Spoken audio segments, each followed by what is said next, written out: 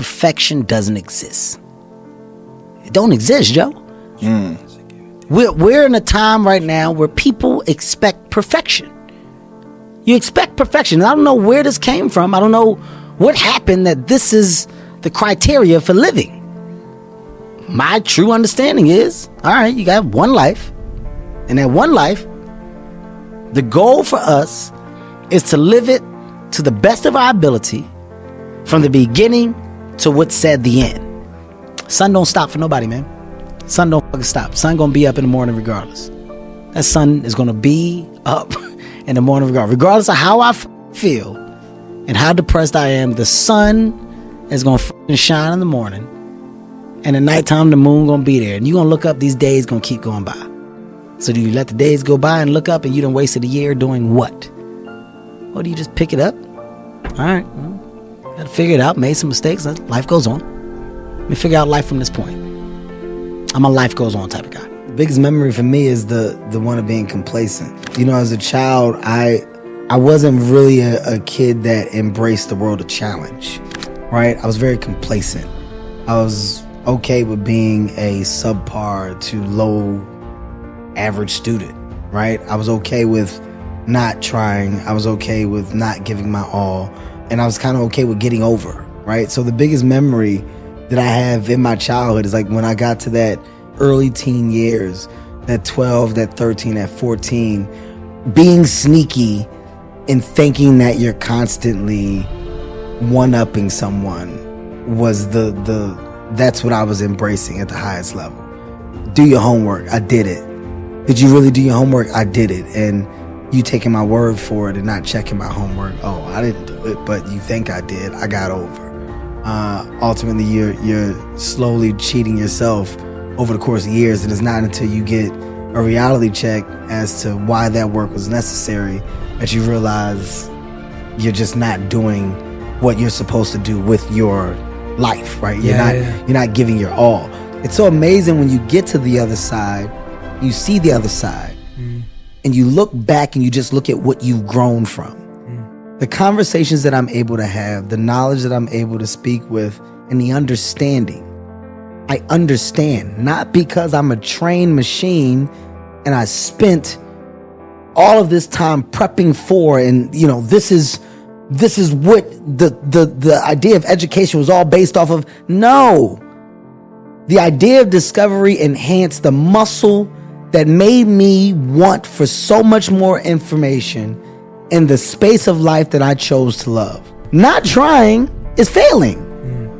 There's a lot of things that people can't do simply because you've never tried to do it. And I'm not saying that you should try everything. I'm not saying that you're supposed to do everything. I'm saying that for me, when someone says something and I go, no, I never did that. I have to have a reason for why I've never done it and a justification. If you ask me something and I go, no, and you just say why, and I go, that's not good enough for me. Yeah. I like to have a reason why. And that's the foundation that I stand on. That's how I built this mindset, this level of energy to go ahead. Rhyme and reason within my why. Why not? You know, when you say and use the word monsters, just for clarity so people can understand, of course we're talking about the different levels to you, right? And within the levels that I've discovered in myself, of myself, you know, you got your good versions and your bad versions. And the bad versions I refer to as monsters, but just because they're bad doesn't mean they don't have good quality. And when you're winning and you're succeeding, there's this idea that everything is right. There's this idea that perfection has now presented itself and life moving forward is going to be just an easy road. And it's not until you're in that position where you expect perfection and you think that you start to see the true problems and flaws really present themselves. And, you know, my monsters have been masked and disguised in various different ways, but I've been able to pinpoint them throughout the years. Simplest things have come from an idea. From your chair, to your table, to your wheel, to your light bulb, to your car, to your plane, to your helicopter, to the idea of a hotel, from hotels going to a place of people renting out houses and Airbnbs, to taxis, to then people driving their own cars. These are all ideas. And the groundbreaking thought that I had in realizing all these ideas is that these ideas have the potential to touch the sky if a person believes that they can. If a person believes that they can, well, your world of idea changes. Your reason for getting up, your reason for putting your feet on the ground every morning, it can change if you believe that the purpose that you now have and that you're working towards, based off of an idea, is something that you can succeed in. I don't like not knowing. I don't like the thought of feeling of being content with not understanding or not wanting.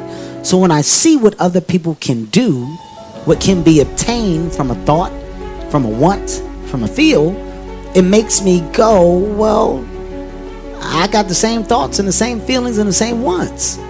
I don't have what these people have. I haven't done nearly half the thing that these people have done.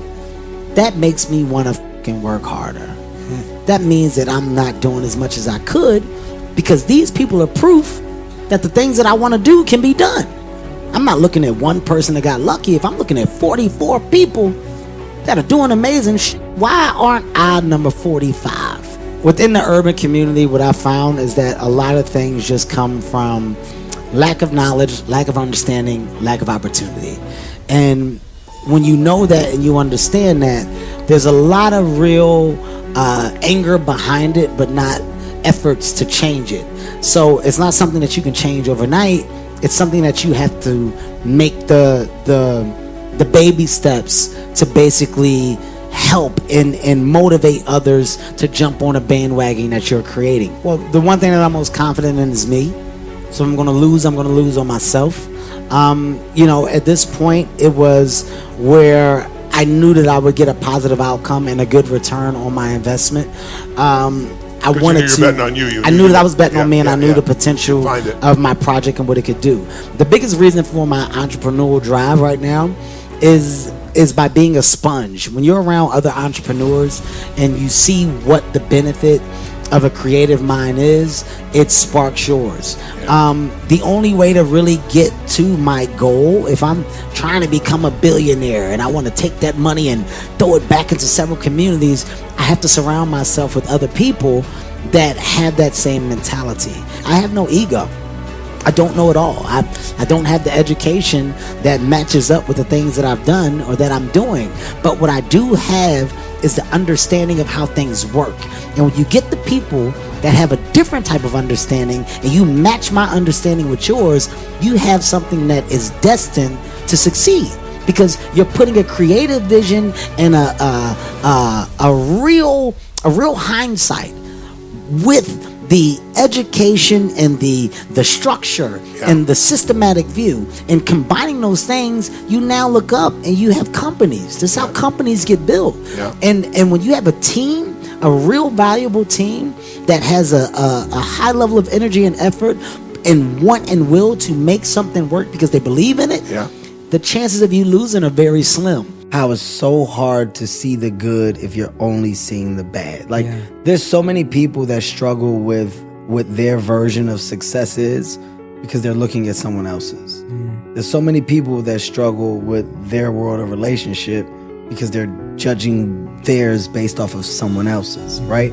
And when you're constantly in the space of not realizing or noticing your world, your reality, because you're living in what appears to be someone else's, well, your shit is never gonna be right.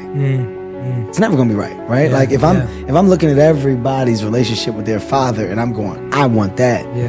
Well, I'm not embracing the world of good that came from my dad. I could have went down the road that my dad did. I could have easily been wrapped into the same world of, drugs, gangs, violence, stick-up boys, right? The embracing the hood at the highest level. Not that I don't, because I do.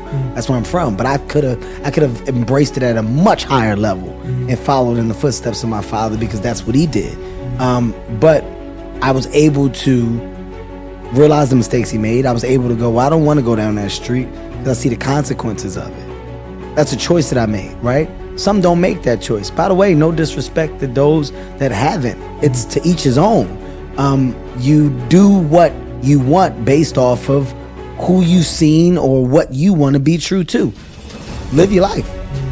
Ultimately, we get one. Live it for you. Live it to the best space and place that you feel you can win at. That's my motto. I'm not here to tell you right from wrong. I'm saying I identify things differently and I make decisions based off of examples that I can look at as not bad, but ones that if I didn't have, I could have made that mistake.